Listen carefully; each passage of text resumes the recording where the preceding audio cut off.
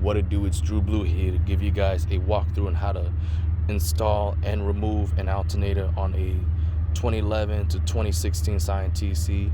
Basically, if you own a second gen Scion TC, this is the video for you, and I'm going to show you the essential tools that you're going to need to use.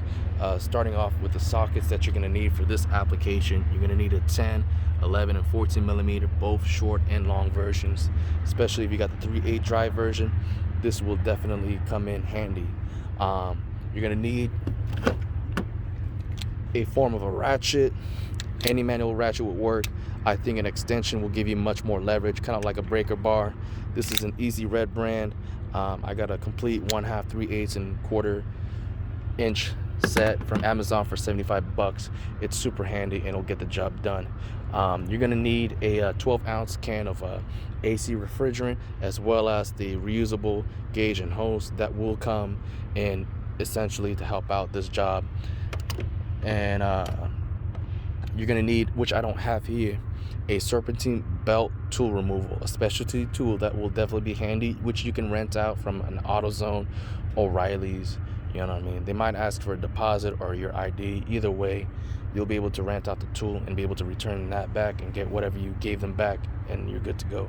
But yeah, you're gonna need that serpentine belt tool, which is basically, you know, like a square drive like that ratchet on a skinny, thin, long bar, which, like I said, space and size matters here, man, with this engine bay. And last but not least, you're gonna need a torque wrench right here, which I got. It's a cobalt version. Love this thing. That's a 3/8 version. You can get that from Lowe's. If you have a couple of handy tools that will definitely make this job a lot more convenient, like per se an electric ratchet like this Milwaukee fuel that I got here in my hand, this will definitely be done 20 minutes tops, as well as a couple other tools that I will point out as we go on in this video. But yeah, you can get this done with common hand tools, a manual ratchet, and you're good to go. So with that being said, let me show you what the first thing you got to do. All right, come over here to your battery, disconnect the negative cable from the terminal, put that on the side. Me personally, I'll do the same thing for the positive, just because I've had this cable in the past jump out of nowhere and touch the terminal without me knowing, and kind of give me a static shock as I'm working with the electrical system here. So I play it safe and disconnect both of them. Then I'll come over here to the low pressure AC hose line, and then I'll proceed to unscrew this low pressure cap with the big L. All right, that's the one you want to unscrew. Don't think about this. Don't. Just go to the L right here, unscrew that. Then you're gonna get you a reusable gauge and hose here. Right, pull back this clip, insert it into the valve, and this will automatically clip on. You'll hear it, and that means you're in the system. After that, you want to proceed to press on the trigger and squeeze out all the refrigerant. You'll hear a loud hiss. It'll be coming out. You want to keep squeezing it until you hit 0. That's when you know that most of the refrigerant is out, and you'll know that you won't be hearing any more hissing coming out of this end. So with that being done, then you got two 10 millimeter bolts that hold this hose line together, and you're gonna need to move this part out of the way so you can reach the serpentine belt, the alternator, and the tensioner pulley, and have clearance with the serpentine belt tool removal kit. Either way, you're gonna have a smaller 10 millimeter or shorter 10 millimeter bolt here that holds the support bracket, easy to come out. And then when you get to this 10 millimeter bolt, you want to extract it about halfway through, or at least enough space until you can wiggle this part of the hose line out a little bit to where you can hear a loud hiss. Don't just pull it, just gradually, kind of calmly pull this out a little bit so you start hearing some moderate sounding hissing coming out of here. Once you do, step back, give it about 30 seconds to a minute until all the hiss disappears. Then you'll be safe to pull the rest of this hose line out and put it to the side. After that, you got 6 total connections on the alternator that you're going to need to remove, as well as the serpentine belt. All right, starting with 2 clips here that are easy to pull out. The gray one, there's a tab on top, you just press down, pull out. The black one right here, the tab is on the right side, you just press down, pull out. Then you got a ground connector here that's held down by 11 millimeter nut. I definitely would grab the long socket 11mm and take that out. After that, then you got a 10mm wire support bracket plate here. You just get your 10mm. I use the long one. If you got an extension, even better. Pull it out. And what I mean by extension, I mean like an actual extension to add to the long socket. You could be able to get this out with ease. But regardless, the long socket by itself will be good enough and suffice to get this bolt out of the way. It's not even that long. It's a short one. After you pull that out, then doesn't matter which one you do first. You're gonna remove the 14mm, the two 14mm alternator mount bolts. When it comes to the top one, I highly recommend you use the long 14mm socket version, especially if you're working with a 3/8, so that way you could break it. And the reason why I say the long one is because with the short one, you won't have enough clearance with your ratchet to be able to work on this because of this bolt that's in the way. So the long one will give you that clearance just to be able to break that top bolt a bit to where you can definitely easily remove it to the point where it clears enough out of the hole for you to switch to the short one and be able to get it all the way out.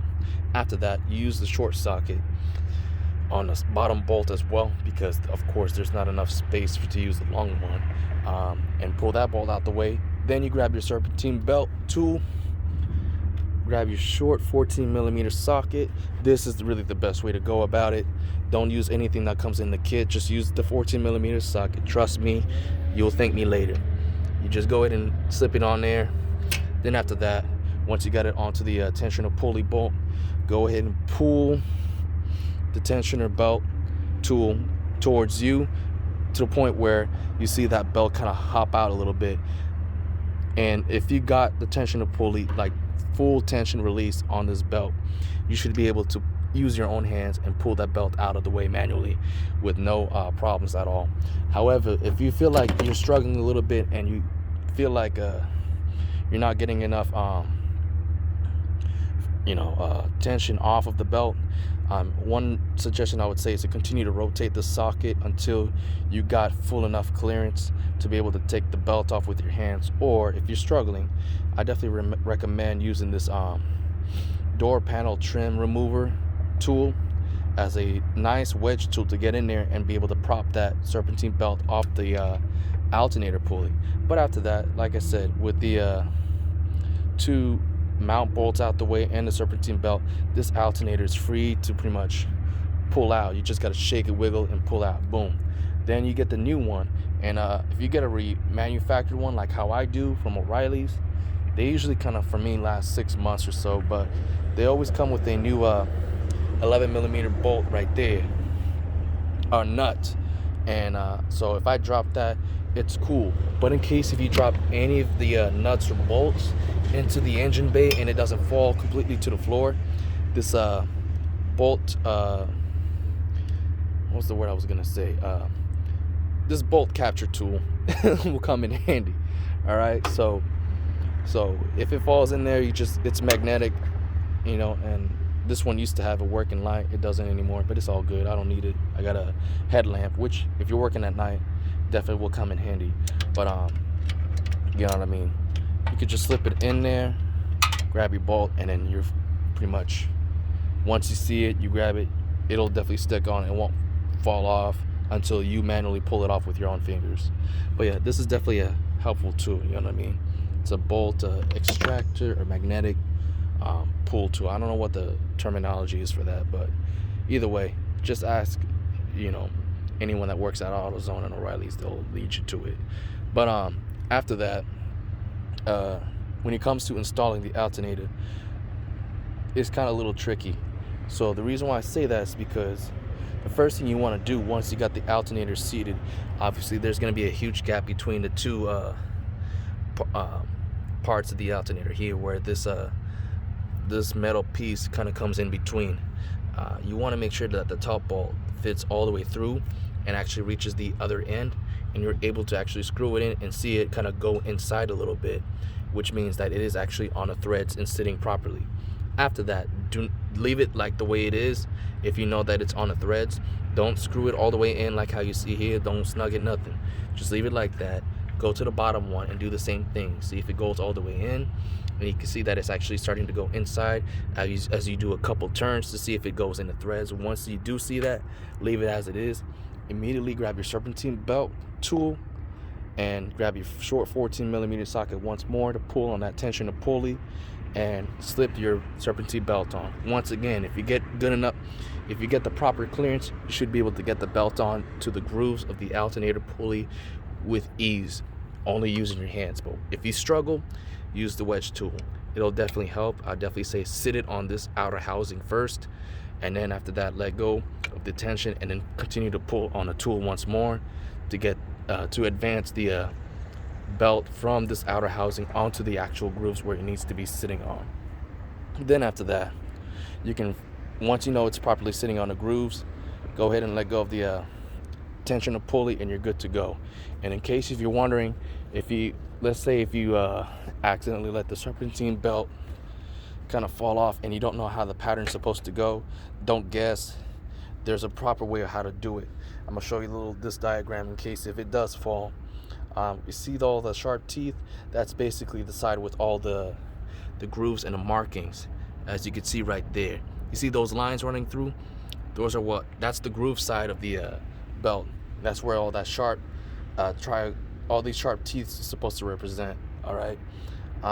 The red circles, as you see, is where the grooves run on, pretty much like this, you know, where you see the smooth side upwards like that, and the teeth are going inwards on the grooves. You got 3 of them that it runs through like that. Obviously it kind of goes under the tensioner pulley like that, you know, the smooth side of course facing upwards, and you know the smooth side will always face upwards on the pulleys with the grooves on them. Otherwise the cylinder, or like the circles with the like you see how the clean sheer metal like that, that's where the smooth side will run down bottom, and the grooves will be facing upwards, as you see like that. And then, like I said, just like this diagram, it'll go around like that. So make sure you see it, the pattern of the serpentine belt go like that. Once you do, you know that your your belt's gonna be on tight and it won't fall off or anything. That's really crucial, y'all. So make sure, you know what I mean, that you don't have the belt completely removed off. You just want to kind of like get this top part here and just leave it hanging. If you need to, you know what I mean, just hang it right here on this bracket clip, or actually no, this is off. You could have it hanging right here on this little housing. That's what I usually do. Just hang it there and you're good to go. You know what I mean? When you take it off. But once you put it on, like I said, keep it in this pattern and everything will be smooth sailing.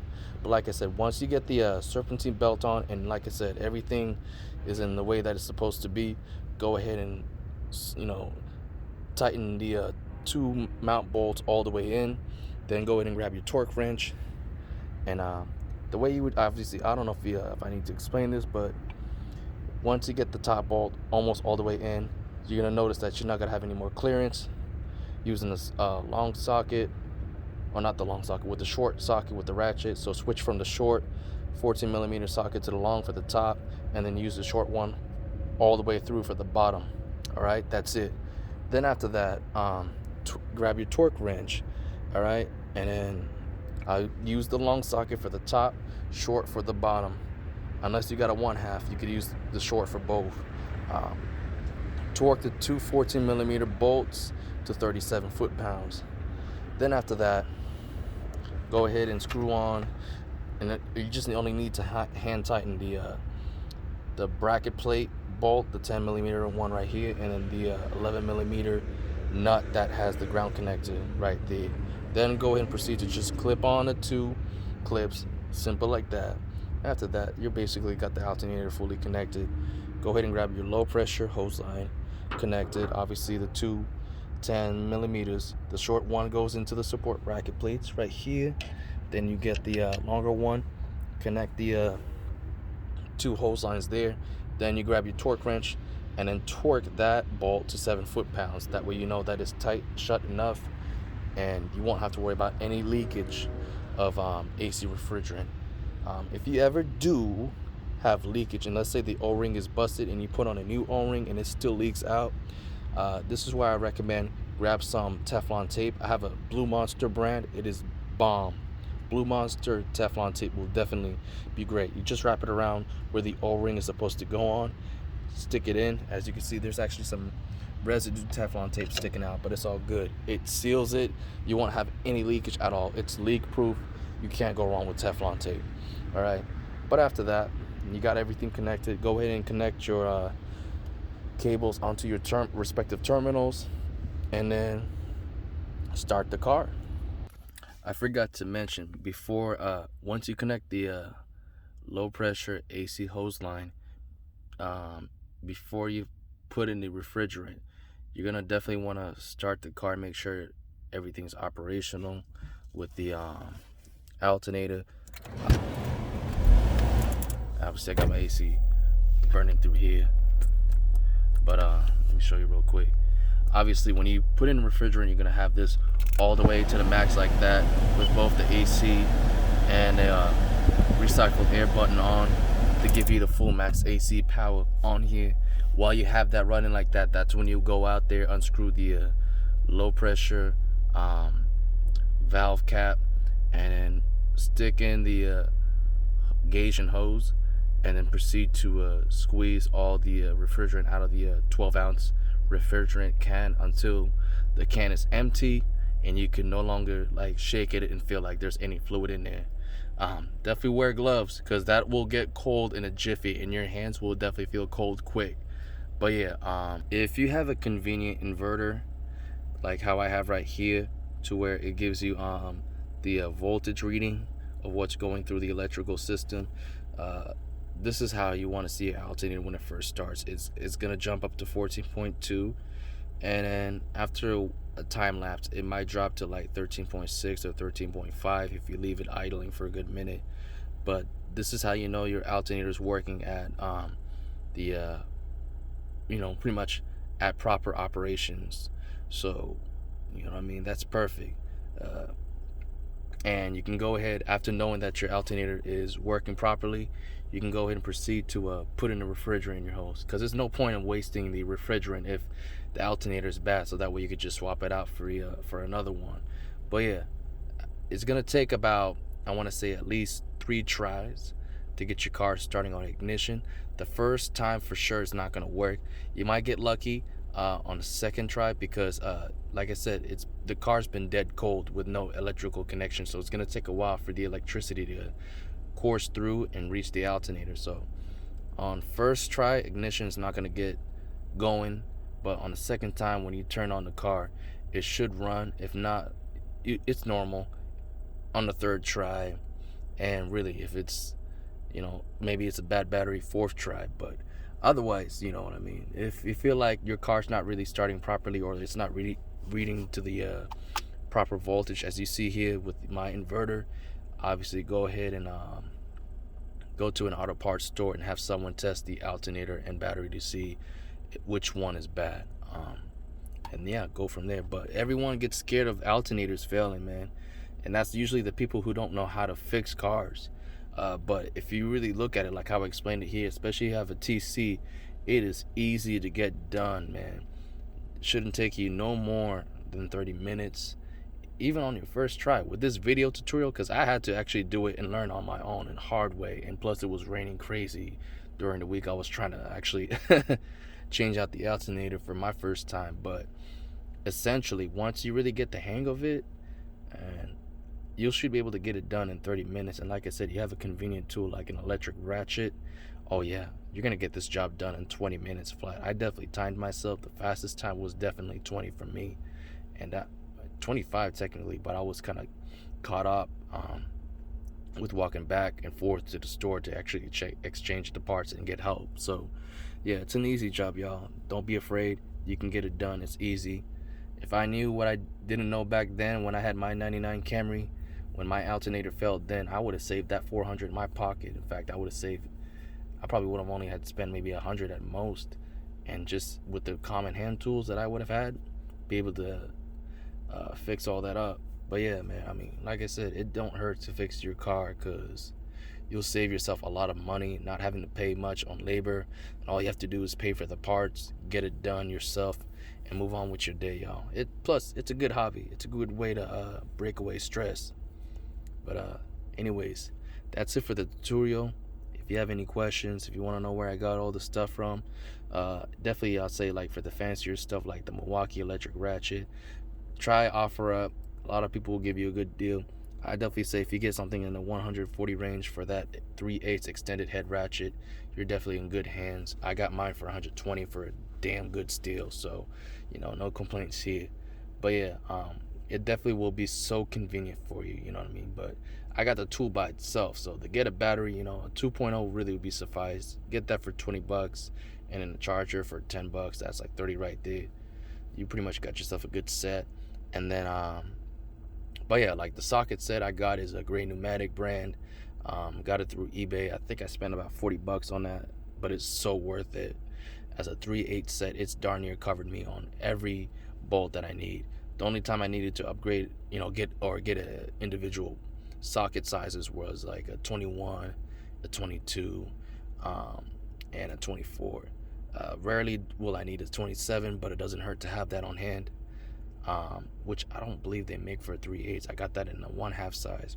But then also you're gonna need, if you ever have to work on your wheel bearings, or your wheel exchange out a wheel hub, or your axles, anything otherwise on that, you're gonna need a 12.32 millimeter impact socket to take off that axle nut. But yeah, that's basically it. Like, that socket set I gotcha is gonna cover you for the most of the DIY projects.